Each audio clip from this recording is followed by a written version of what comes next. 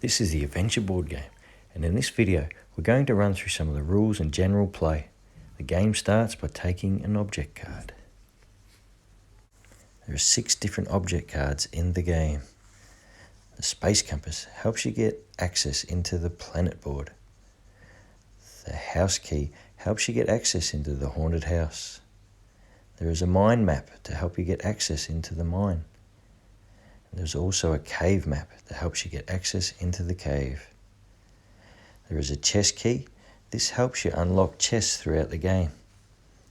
And there's also a safe key. The safe key helps you crack into the safe, receiving a safe card.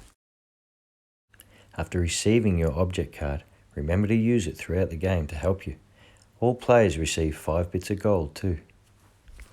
The game is played by using 1 dice. You can use a 2 dice rule. When using the 2 dice rule, you use 2 dice to move throughout the main board. Only using 1 dice on all other sideboards and for all actions throughout the game. The game starts with the youngest player rolling first. Throughout the game, there are 2 types of squares you can land on, a blank square or an action square. When landing on an action square, you must do or collect what that square says. In this case, Mayu must roll for gold. She uses a die to see how many pieces of gold she will collect. 1 piece of gold. When a player lands on a blank square, they simply take the top card from that corresponding deck. 3 pieces of gold. There are 2 main parts to a player's turn. Obeying the square you've landed on, a blank square, collecting a card, an action square, collecting or doing what that square tells you to do.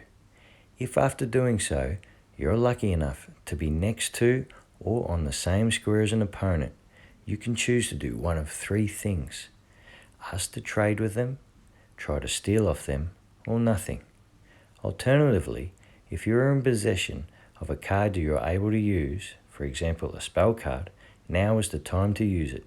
You cannot do both of these things. All cards that aren't to be kept are to be returned to the bottom of their corresponding pile. A handy hint for the adventure cards is to make a second pile off to the side. If you were to ever run out of these cards, simply turn that pile of cards over and start again. If you land on a miss a turn square, or roll the combinations needed to miss a turn, your turn is immediately over. You cannot use a card or trade or steal with another opponent. There are 2 main ways a player can enter a sideboard. The main way is rolling the exact number needed to land on that corresponding square. The player then goes to that board and waits for their next turn. The alternate way to enter the sideboard is by using one of the many special items found throughout the game. In this instance, the house key for the haunted house. If you're in possession of this card, you simply stop straight away and head to the sideboard, waiting for your next turn. You do not need to roll the exact combination to land on that corresponding square.